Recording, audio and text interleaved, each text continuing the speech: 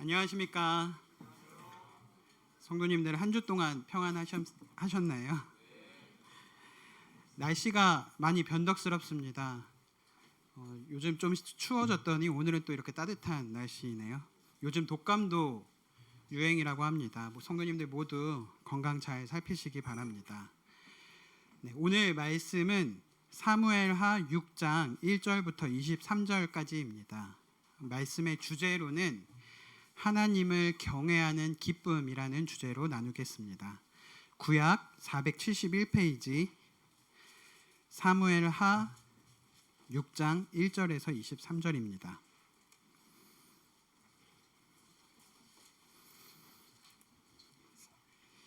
(1절에서 2절을) 제가 읽도록 하겠습니다. 다윗이 이스라엘에서 뽑은 무리 3만 명을 다시 모으고 다윗이 일어나 자기와 함께 있는 모든 사람과 더불어 바알레 유다로 가서 거기서 하나님의 궤를 메어오려 하니 그 궤는 그룹들 사이에 자정하신 만군의 여호와의 이름으로 불리는 것이라.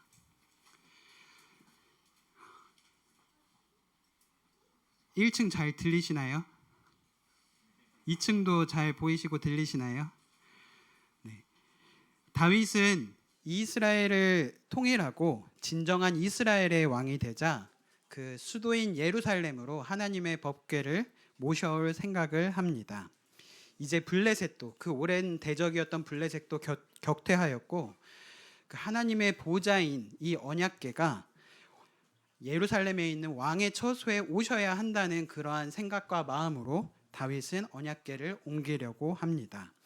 1절에 보시면 3만 명의 군대와 함께 2절에 바알레 유다로 갑니다.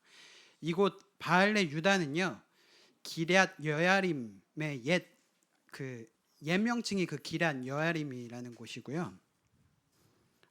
바알레 유다가 옛 명칭이었나? 요거는 제가 갑자기 지금 헷갈리네요. 바알레 유다의 옛 명칭이 기럇 여야림인 것 같습니다. 이곳은요, 예루살렘에서 14km나 떨어진 곳이었습니다. 그곳에 하나님의 언약궤가 있었습니다. 그 사무엘상 5장과 6장에 보시면 그 언약궤를 블레셋에게 뺏기잖아요. 그렇게 뺏겼을 때 그 블레셋의 그 종기와 재앙들이 이렇게 내리게 되자 블레셋 사람들이 그 언약궤를 빨리 계속 있으면 이 재앙이 내리니 재난이 발생이 되니 그 언약궤를 다시 돌려보냈던 것을 기억하실 것입니다.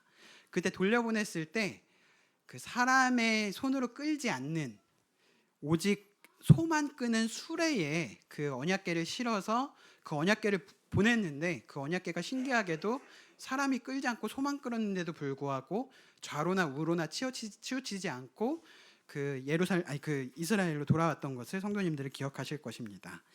그곳이 도착했던 그곳이 바알레 유다 그곳이었고 그곳에서 지금 20년 동안 언약궤는 방치되어 있었습니다.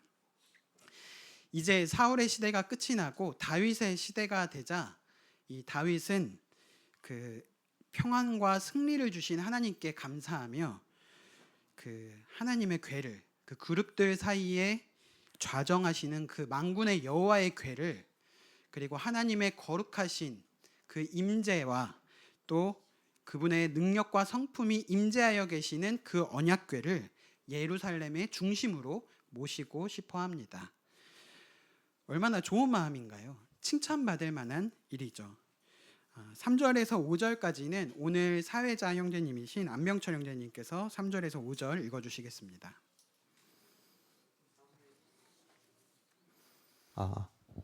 네, 6장 3절입니다. 그들이 하나님의 궤를 새 수레에 싣고 산에 있는 아비나답의 집에서 나오는데 아비나답의 아들 우사와 아효가 그 새 수레를 모니라. 그들이 산에 있는 아비나답의 집에서 하나님의 궤를 싣고 나올 때에 아효는 궤 앞에서 가고 다윗과 이스라엘 온 족속은 잣나무로 만든 여러 가지 악기와 수금과 비파와 소고와 양금과 재금으로 여호와 앞에서 연주하더라. 네. 3절에도 4절에도 보시면 산에 있는 아비나답의 집이라고 합니다. 그 집에 아들 우사와 아효가 이 수레의 언약궤를 싣고 나옵니다. 그 산길이 지금이야 뭐 계단도 있고 뭔가 이렇게 사람들이 포장도 했겠지만 그 당시 산길이 얼마나 울퉁불퉁한 흙길이었을까요? 뭔가 불안하긴 합니다만 그 길을 따라 내려오면서 그 5절에 보시면 다윗과 이스라엘 온 족속이 기쁨 가운데 여러 가지 악기들, 수금은 현악기, 비파, 하프 아시죠? 소고, 앙금은 탬버린이래요. 제금, 심벌즈 이러한 그 오케스트라의 연주와 함께 그 언약궤가 새 수레를 타고 그 산을 내려옵니다. 그 1절에 보시면 3만 명이 군대가 모집해서 갔잖아요. 3만 명뿐만 아니라 5절에 이스라엘 온 족속이 모였다는 것을 봐서 참 그 장관이었을 것 같아요. 많은 사람들 앞에서 그 새 수레를 타고 그 오케스트라와 함께 내려오는 그 언약궤 참 즐거운 모습입니다. 6절과 7절은 성도님들 함께 읽도록 하겠습니다. 시작. 그들이 나곤의 타작 마당에 이르러서는 소들이 뛰므로 우사가 손을 들어 하나님의 궤를 붙들었더니 여호와 하나님이 우사가 잘못함으로 말미암아 진노하사 그를 그곳에 치시니 그가 거기 하나님의 궤 곁에서 죽으니라. 6절에 그들이 그 아비나답의 집에서 이제 나곤의 타작마당에 이르렀을 때 갑자기 소들이 뜁니다. 소들의 실수였을까요? 우연이었을까요? 이는 실수도 우연이 아닙니다. 누가 흔드셨을까요? 하나님께서 흔드셨습니다. 그 흔들어져서 쓰러지는 그 언약궤를 손으로 붙든 우사는 그 자리에서 즉사하게 됩니다. 그 떨어지는 언약궤를 손으로 잡은 그 우사의 그 자리에서의 즉사는 좀 의아하고 당혹스럽기도 합니다. 성도님들이 이 본문을 보실 때, 저도 이 본문을 볼 때 우사가 무엇을 잘못했지라고 생각을 했습니다. 7절에 보시면 우사가 잘못함으로 여호와 하나님이 우사가 잘못함으로 말미암아 진노하사 그를 그곳에서 치셨다라고 합니다. 만약에 성도님들이 그 자리에 우사의 자리에 계셨더라면 덜컹하고 쓰러지는 언약궤를 성도님들과 제가 그 자리에 있었다면 저희는 그거를 손으로 잡지 않았을까요?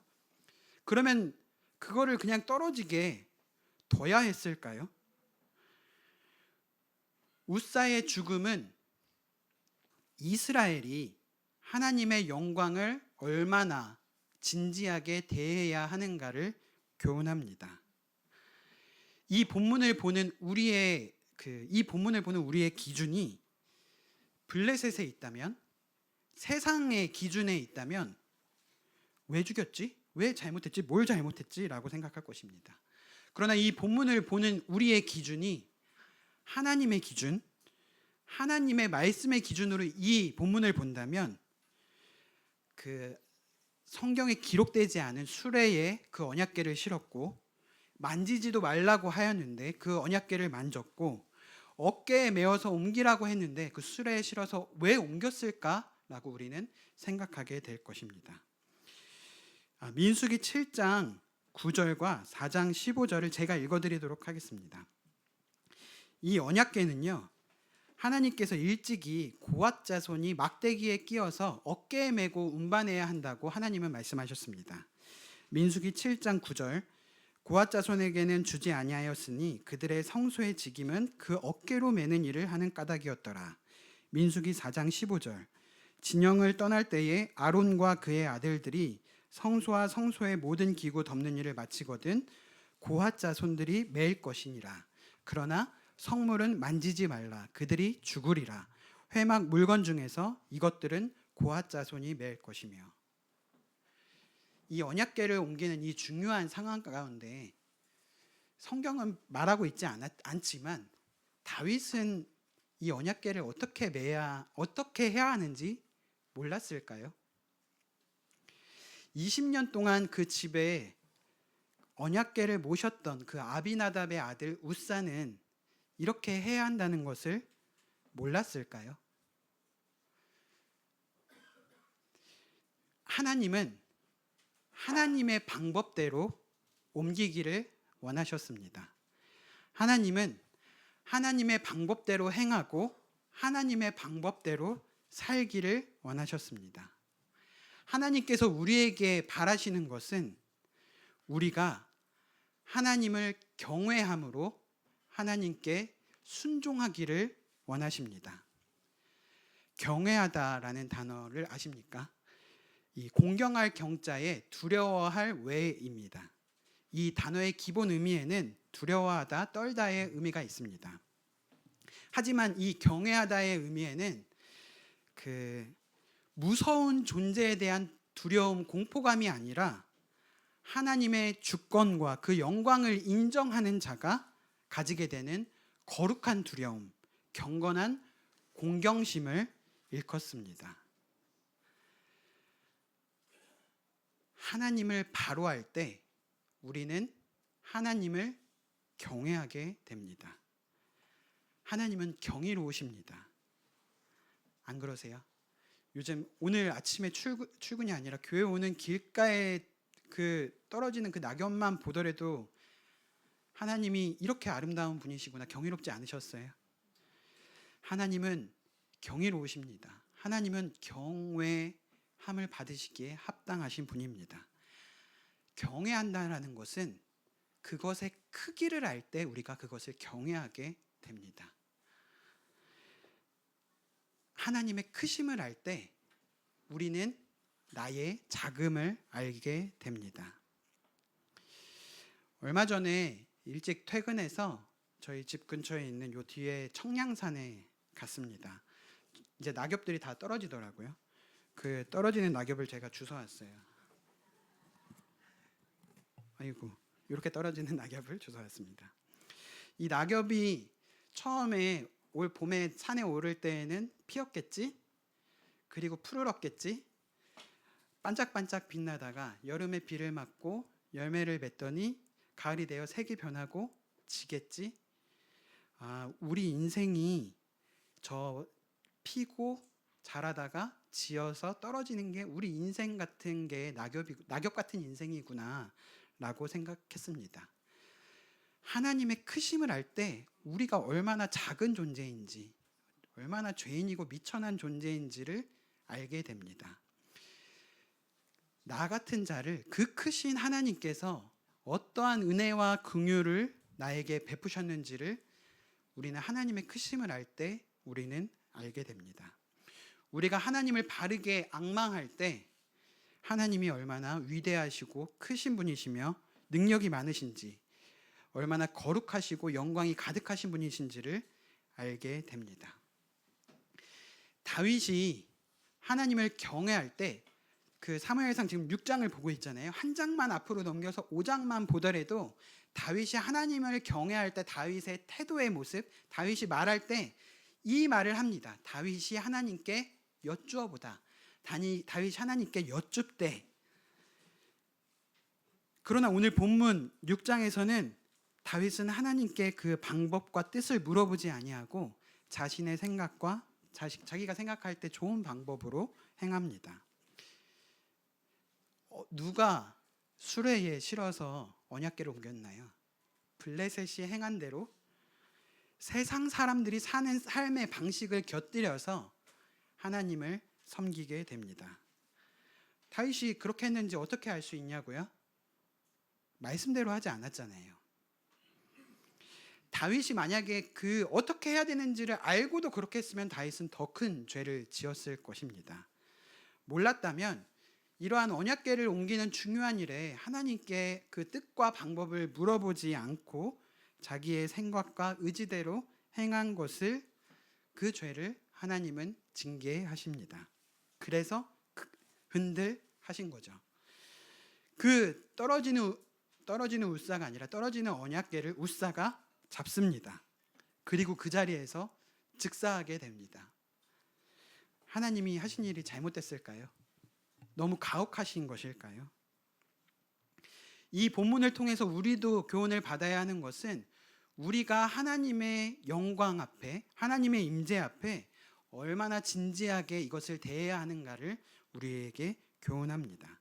7절에 보시면 우사가 잘못함으로라고 기록되어 있습니다. 이 잘못함이라는 단어의 영어 단어가 irreverence, 불경한, 불손한 태도라는 뜻이 있습니다. 이 히브리어 원어로도 경멸하다, 태만하다라는 뜻이 있습니다. 태만한 게 뭐죠? 뭔가 열심히 하려는 마음이 없고 게으를 때 그것을 태만하다고 했습니다. 우사는 20년 동안 그 언약궤를 집에 모셨잖아요. 그 20년 동안 그 언약궤를 집에 모셨기 때문에 그 언약궤에 대해서 익숙했을 것입니다. 그렇기에 우사는 20년 동안 모셨기에 우사는 그 언약궤를 어떻게 다루고 또 섬겨야 하는지를 우사는 알았어야 했습니다. 그런데 우사는 익숙한 나머지 무례했고 경외심을 잃어버렸습니다. 익숙한 것은요, 가치를 잃게 합니다. 익숙한 것은 우리의 눈을 가리게 하고 우리의 감각을 둔하게 합니다.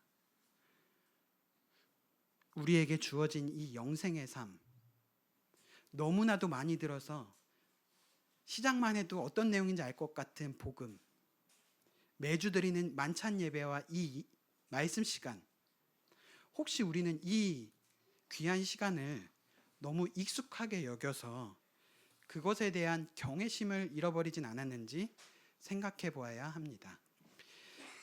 8절에서 10절까지입니다. 제가 읽도록 하겠습니다.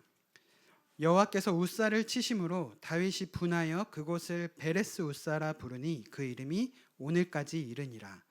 다윗이 그날에 여호와를 두려워하여 이르되 여호와의 궤가 어찌 내게 오리요 하고 다윗이 여호와의 궤를 옮겨 다윗성 자기에게로 메어 가기를 즐겨하지 아니하고 가드 사람 오베데돔의 집에 메어 간지라.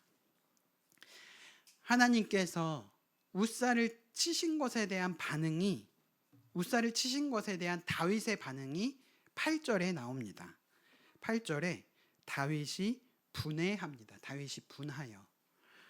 영어 성경으로도 angry, 화가 났죠.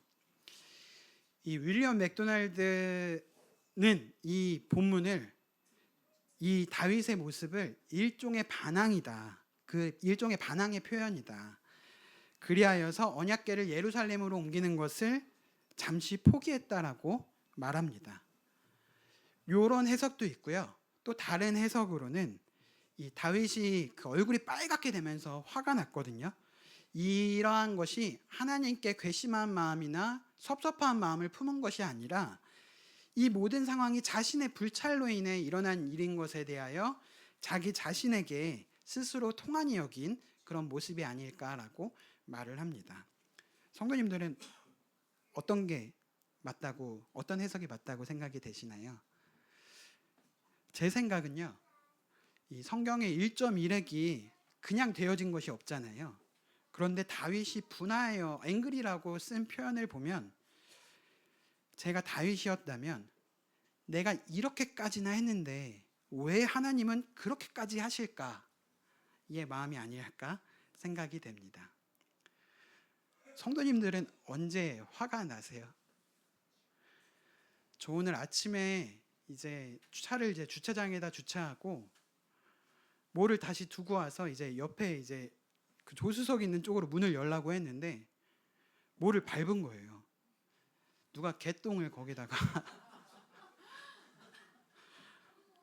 그래서 아침에 한 5분 10분을 그 신발을 닦는 데 썼습니다. 지금 깨끗한 신발이니까 걱정하지 마시고요.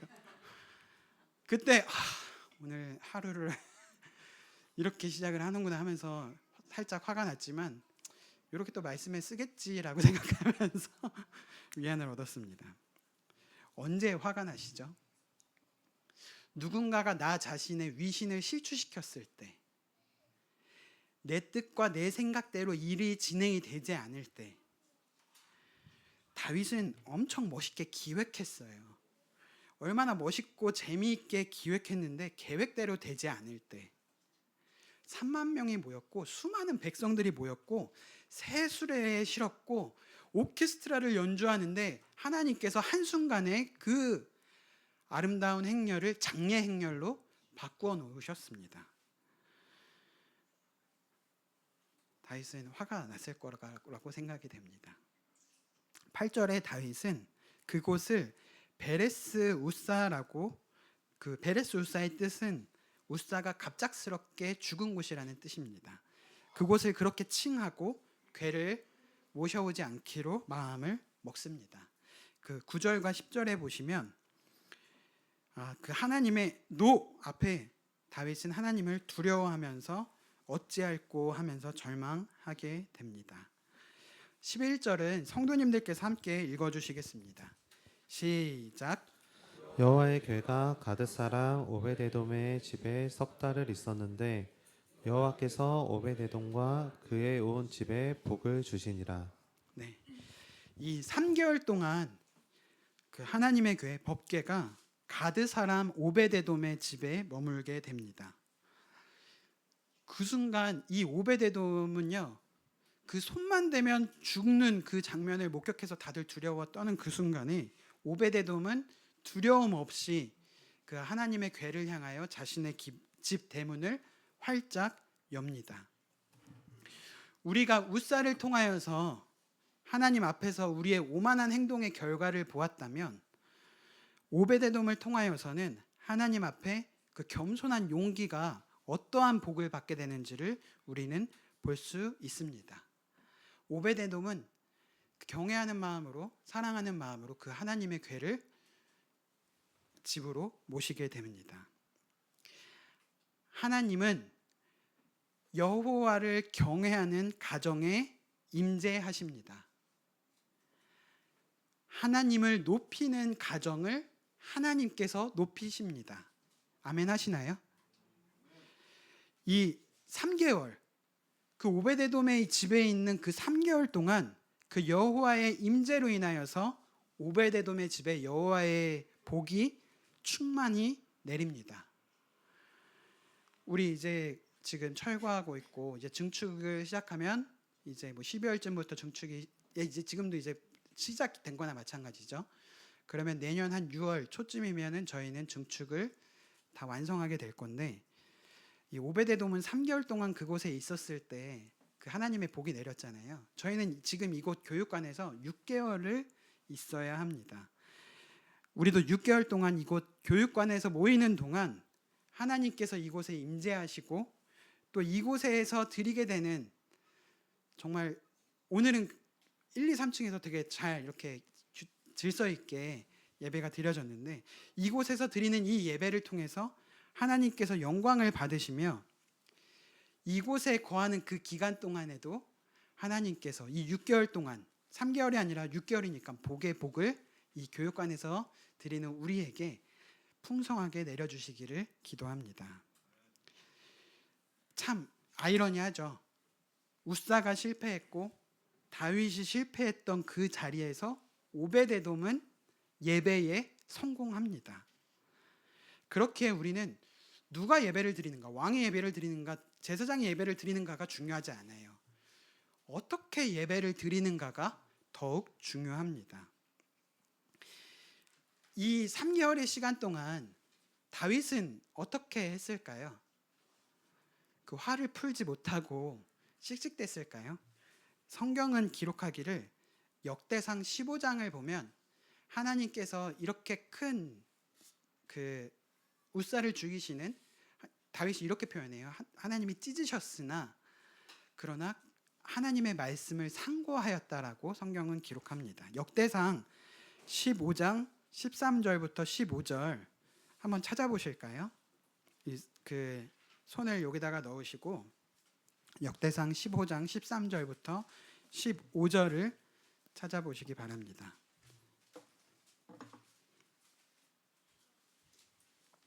구약 634페이지 찾으셨으면 사회자 형제님께서 읽어주시기 바랍니다.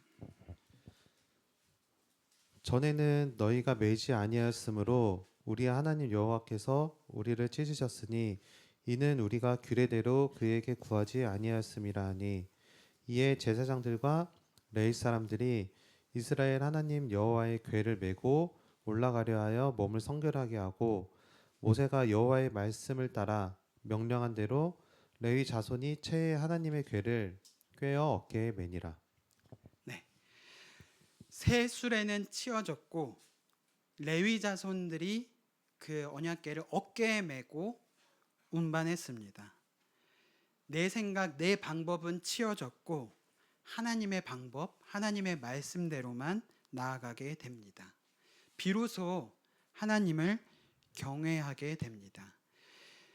이 말씀을 준비하면서 그 존 버년의 경외함의 진수라는 책과 또 폴 트립의 경외라는 책을 참조했는데 이 존 버년이 쓴 책 그 경외함의 진수에 이런 표현이 있습니다. 하나님을 향한 경외심은 영혼의 맥박이다 라고 이 책에 나와 있더라고요. 책에서 발췌한 부분을 제가 읽어드리도록 하겠습니다. 어떤 사람의 맥박은 더 힘차게 뛰고 어떤 사람의 맥박은 더 약하게 뛰는 것처럼 영혼 안에 있는 경외심이라는 은혜 역시 마찬가지입니다. 맥박이 가장 좋게 뛰면 그것은 생명력이 최고의 상태에 있다는 증거입니다. 그렇지만 맥박이 가장 나쁘게 뛰는 것도 생명이 붙어 있다라는 것을 나타냅니다. 사랑하는 형제님, 자매님, 맥박 한번 짚어보세요. 내가 하나님을 경외하는 정도를 한번 지금 생각해 보세요. 내 삶은 하나님을 경외하는 삶과 함께하고 있는가? 내 삶은 참된 제자의 삶과 혹시 동떨어져 있지 않은가? 이 하나님을 경외하고 하나님의 제자로서, 주님의 제자로서 살아가는 삶이 우리의 마음 가운데 난 그 삶 싫어. 왜 그렇게 살아야 되는데? 라고 생각하는 마음이 아니라면 지금 내가 그렇게 살아가지 못하는 나에 대해서 너무나 안타까워하고 그 중심에 회개하여서 어떻게 하면 돌아갈 수 있을지, 어떻게 하면 하나님 앞으로 다시 갈 수 있을지 그 마음이 내 마음 가운데 간절한 마음이 있다면 그것은요, 생명력이 약한 것이지 생명이 끊어진 게 아니잖아요. 하나님을 경외함이 약한 것이지 하나님을 경외하지 않음이 아닌 거잖아요.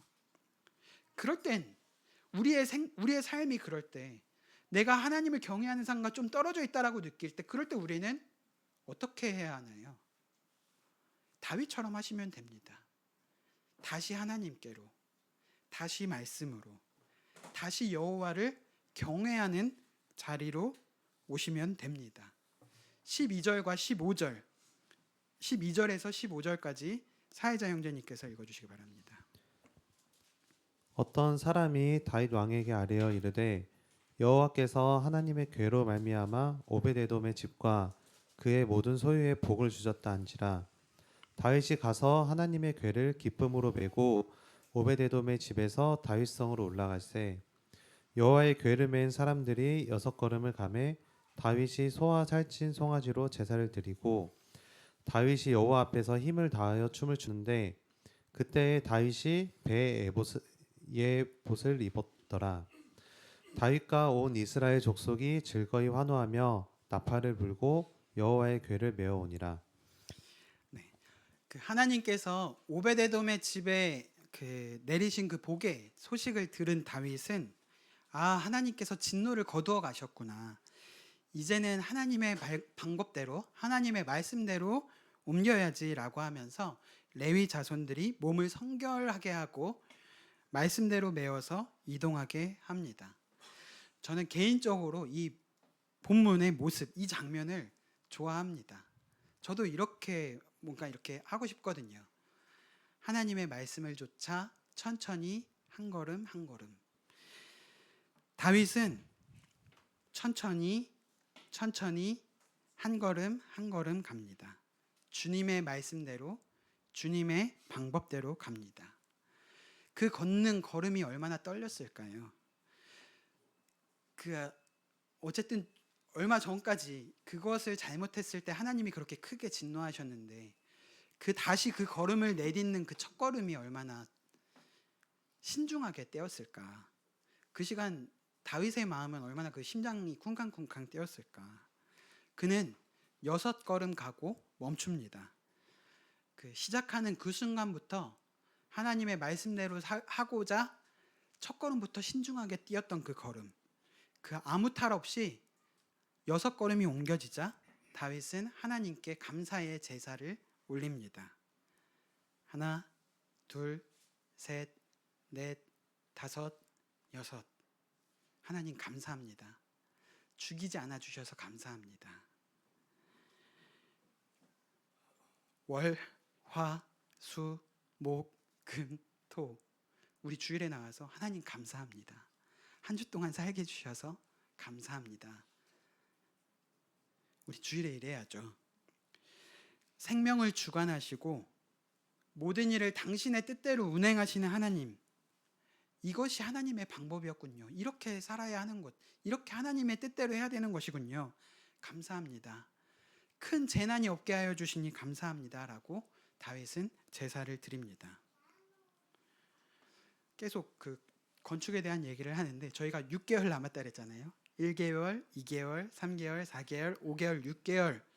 우리는 이곳에서 그 개월을 하나, 둘, 셋, 넷, 다섯, 여섯 세면서 가게 될 텐데 앞으로 우리가 걸을 길이 많지만 하나님께서 이곳 안에서 이 6개월 동안의 이곳 안에서도 하나님께서 우리가 어디로 가야 할지, 어떻게 이곳에서 믿음 생활을 해야 할지, 어떻게 예배드릴지, 이곳에서 또 우리가 가져야 할 그 마음과 하나님의 뜻은 무엇인지 하나님께서 말씀을 통하여서 계시하여 주시고 우리를 교훈하여 주시고 그 길에 순종하여서 우리가 그 길을 걷게 하실 것을 확신합니다. 사랑하는 형제님 자매님, 우리 하나님을 경외합시다. 하나님의 진노를 깨닫고 잘못을 돌이켜서 말씀에 순종하는 그 자리로 내 자리를 돌려놓으면 하나님의 은혜와 복이 임합니다. 다시 성경을 보시면요. 14절 사무엘하 6장 14절을 보시면 14절에 다윗의 위치, 다윗의 자리를 표현하는 그 문장이 있습니다. 다윗은 어디에 있다고 기록합니까? 여호와 앞에서. 그는 그가 있어야 할 그 자리에 있습니다. 오늘 말씀의 주제를 여호와 앞에서라고 할까? 아니면 하나님을 경외하는 기쁨이라고 할까라고 고민이 많았습니다. 다윗은요.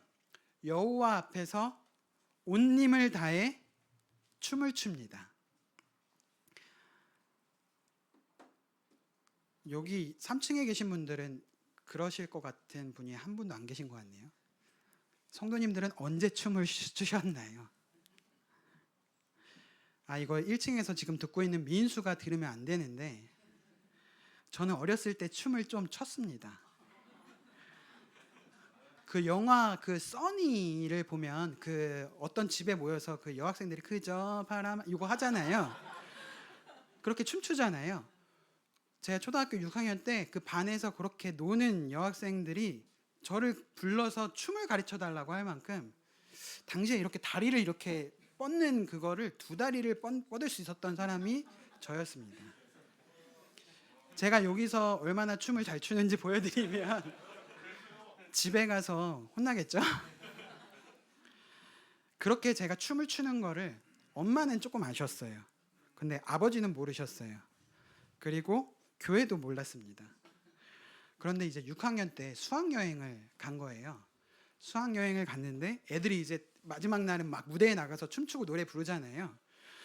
참고 참았는데 그 마지막 곡이 당시 잼에 난 멈추지 않는다가 딱 들려오는 거예요. 그 순간 저도 모르게 튀어나가서 앞에 나가서 이제 춤을 추었습니다. 그때 저랑 같이 학교에 다니던 그 교회 자매가 한 명 있었는데 그 친구가 이제 수학여행을 마치고 와서 교회에다가 정윤이 수학여행 가서 춤을 췄어요 라고 그 얘기하는 바람에 기억 못 하시는 분들도 계시겠지만 많은 성도님들이 지나가면서 너 춤췄다며 하면서 다녔어요. 그리고 아버지도 이렇게 하셨어요. 그래서 그때 댄스 인생이 그때 끝났었습니다. 성도님들은 언제 춤추세요? 춤은요, 기쁘지 않으면 출 수가 없죠. 슬픈데 춤추는 사람은 미친 거죠. 춤을 출 수밖에 없을 때 춤을 춥니다. 너무나 기뻐서 그 표현을 춤으로 표현할 수밖에 없을 때 춤을 춥니다. 지금 춤추고 있는 다윗의 모습에서 하나님을 향한 뜨거운 열정과 기쁨이 보이시나요? 기쁨? 다윗의 이 모습을 보면서 제가 이렇게 성경책에다가 이렇게 적었습니다. 다윗이 이랬을 거야 하면서 그 다윗의 마음으로 제가 책에다 글귀를 이렇게 적었어요. 하나님이 진노를 거두셨네. 하나님이 용서하시고 이제 하나님께로 돌아간 내가 하나님 말씀에 하나하나 순종함으로 걸어가네. 오만함이 아닌 겸손함으로 나아갈 때 하나님께서 나와 함께 하시고 내게 오시네. 하나님 임재하시고 복을 내리시네. 사랑하는 형제님 자매님, 이게 우리가 받은 은혜 아닌가요? 제가 다시 읽어드릴까요? 우리에게 이 은혜가 임했습니다. 하나님 진노를 거두셨네. 하나님 나를 용서하셨고 이제 하나님께로 돌아간 내가 하나님의 말씀에 따라 하나하나 순종함으로 걸어가네. 오만함이 아닌 겸손함으로 나아갈 때 하나님 나와 함께 하시고 하나님 내게 오시네. 하나님 임재하시고 내게 복을 내리시네. 아멘 하시나요? 성경학자들은요, 정말 성경학자들은 이런 것까지도 연구하더라고요. 이때의 다윗의 춤 사이가 포크 댄스 같았을 것이다. 발레 같았을 것이다. 이 신나는 포크 댄스 같았을지 아니면 우아한 발레 같은 모습으로 다윗이 춤을 췄는지는 모르겠지만 성경은 다윗이 하나님 앞에서 온 힘을 다해 기쁨으로 춤을 췄다라고 표현을 합니다. 이 다윗의 기쁨이 춤으로 표현이 됐고 다윗의 자세가 배에봇 제사장들이 입는 그 옷도 챙겨서 준비해서 입은 거예요. 지난 수요일 성도님들 수요 집회 말씀 들으셨나요? 수요 집회 말씀에 느헤미야 8장 말씀으로 강해해 주셨습니다. 그때 여호와를 기뻐하는 것이 너희의 힘이니라라고 말씀하셨어요. 그 말씀을 들으며 저는 혼자 박수를 쳤습니다. 만약에 안 들으신 분이 계시다면 오늘 집에 가셔서 꼭 들어보세요.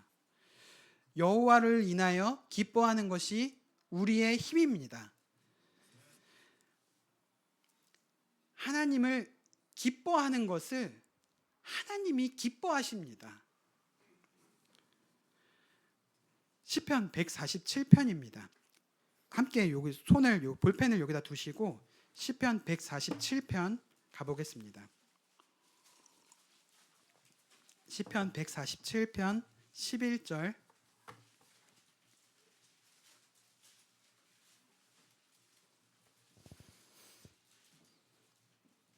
함께 읽도록 하겠습니다. 시작. 여호와는 자기를 경외하는 자들과 그의 인자하심을 바라는 자들을 기뻐하시는도다. 하나님은 하나님을 경외하는 자를 기뻐하십니다.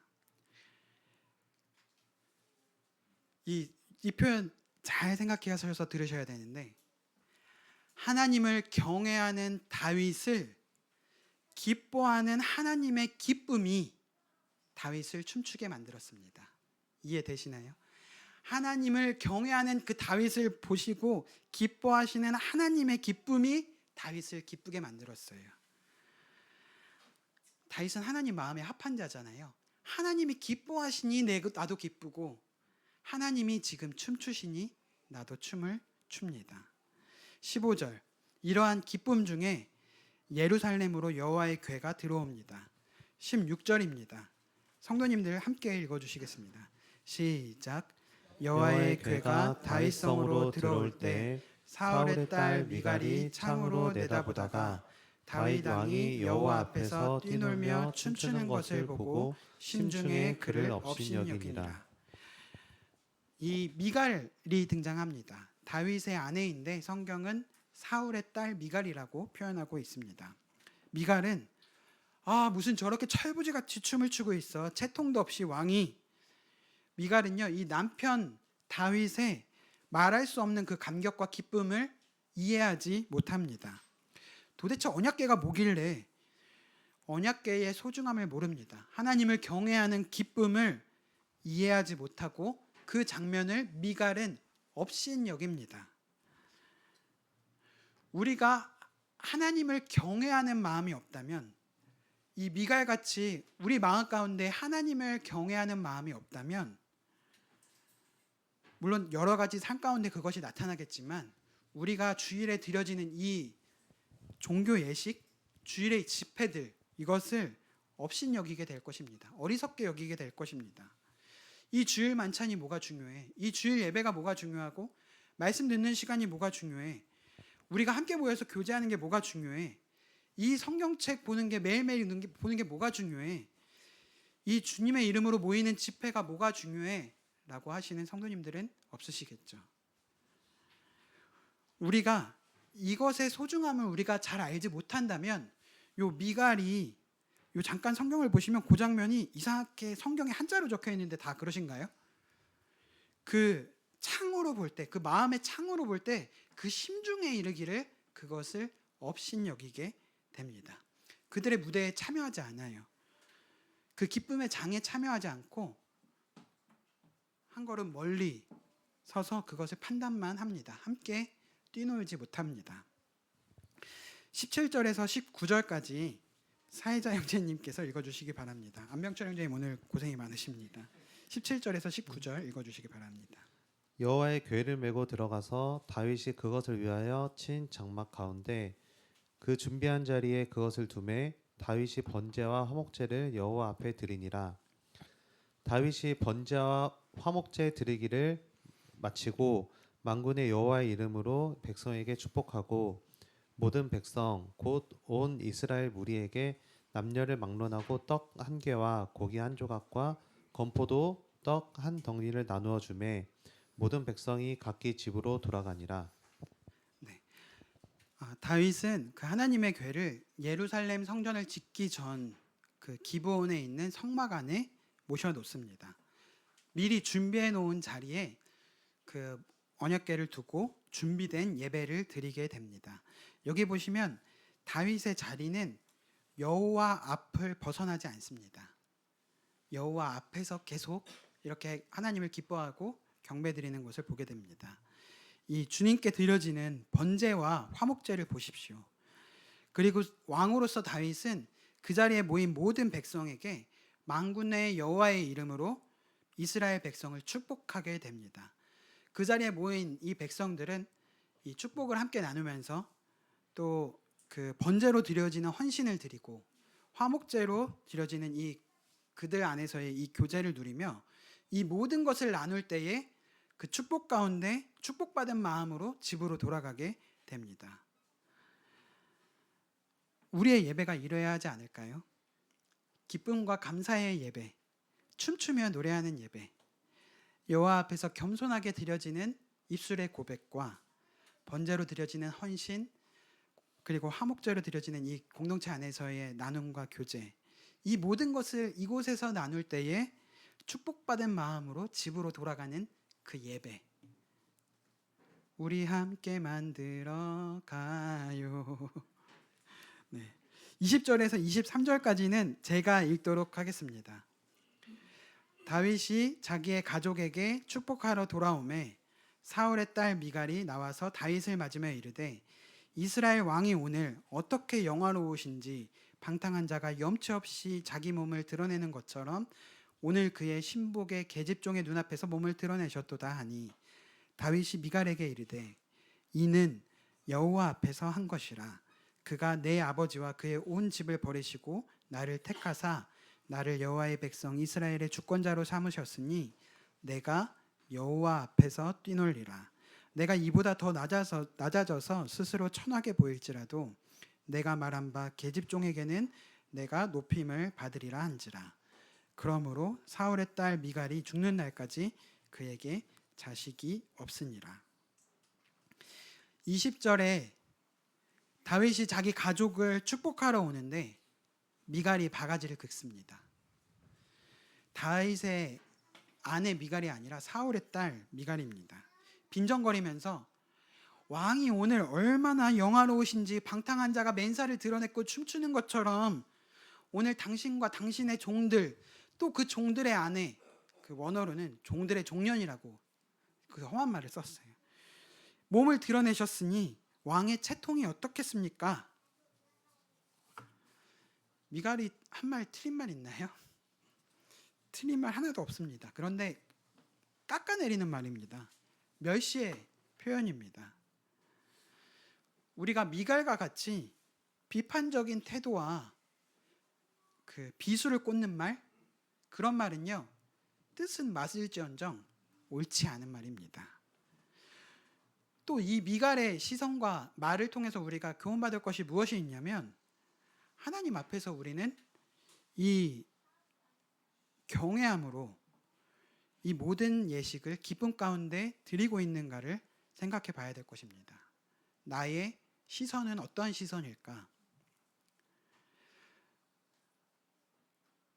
성도님들 중엔 그런 분들이 없으시겠지만 이것의 중요성을 모르면 예배 시간에 잠을 잘 수가 있습니다. 기도도 준비해 오지 않으실 수도 있고요. 말씀 시간은 핸드폰 보는 시간이 될 수도 있습니다. 교회 광고 시간? 일찍 나가는 시간이 될 수가 있습니다. 이제 애찬도 없잖아요. 차도 막히니 이제 딱 이 말씀 끝나고 사회자 올라오면 다 나가시던데요.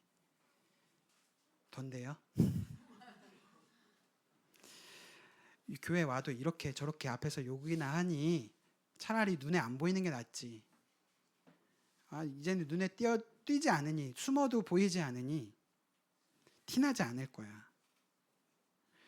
블레셋처럼, 세상의 방식처럼 이렇게 중요한 상황이고 우리 가족의 중요한 일정이니 주일 껴서 여행 갈 수 있는 거야.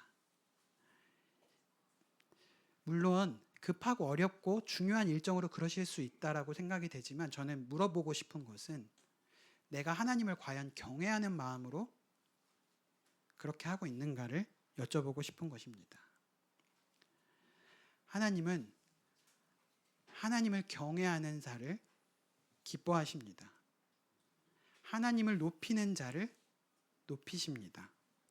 오늘 본문에 웃사, 다윗, 오베데돔, 미갈, 이 인물들이 어디에 있었습니까? 어떤 말을 했습니까? 하나님 앞에 어떤 태도로 서 있었습니까? 성도님들은 그 누구와 닮아 있습니까? 그런 미갈의 멸시에도 다윗은 긁히지 않습니다. 21절에 그건 여호와 앞에서 한 것이야. 2번 반복됩니다. 한 구절에 2번 나와요. 여호와 앞에서 내가 뛰놀았던 것이야. 22절에 여호와 앞에서 내가 하나님을 위해 낮아져서 천하게 보일지라도 하나님께서 존귀하게 하실 것이야.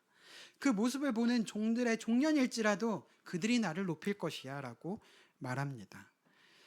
다윗은 하나님 앞에 하나님을 경외하며 하나님을 하나님답게 섬기는 자기 자신이 비록 비천하고 천한 모습일지라도 하나님 앞에서, 하나님 안에서 하나님을 하나님답게 섬기는 자신의 모습이야말로 가장 높은 모습, 가장 영광스러운 모습임을 고백합니다. 오늘의 이 모든 말씀은 우리가 하나님을 경외하는 마음으로 하나님께 나아갈 때 우리의 자세는 하나님의 말씀에 순종하고자 하는가? 그 길이 나에게 기쁨이 되는가? 내가 하나님의 말씀에 순종하고 하나님을 경외하는 마음으로 하나님 앞에 있을 때 내 마음 가운데 임하게 되는 그 기쁨으로 말미암아 나는 하나님 앞에서 춤추게 되고, 그런 나를, 하나님을 기뻐하는 나를 하나님께서도 기뻐하심으로 이러한 백성에게 그분의 임재와 복을 허락하신다라는 것을 오늘 본문은 우리에게 교훈하여 줍니다. 이 짧은 본문 안에 다윗의 잘못과 회개와 여호와를 경외하는 기쁨으로 나아가는 길이 이 본문 안에 있습니다. 이 다윗 안에 회복된 여호와를 경외하는 기쁨, 그 여호와를 경외하는 기쁨이 우리 마음 가운데에도 회복되어지기를 기도합니다. 오늘 말씀 마치도록 하겠습니다. 경청해 주셔서 감사합니다.